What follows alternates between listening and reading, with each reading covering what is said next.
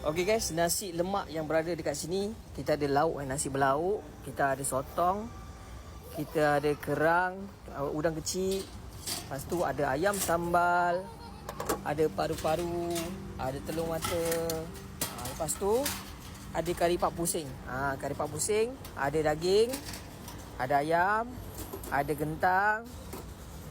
Ni ayam lah. Ni apa benda ni? Apa nama ni?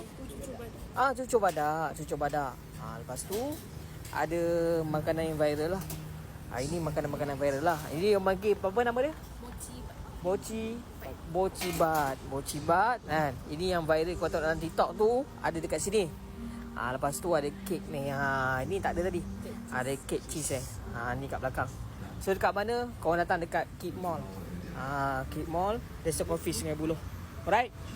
Video ni tadi saya dah ambil tapi tak cun. So saya ambil sekali lagi untuk abang ni doang. Okay.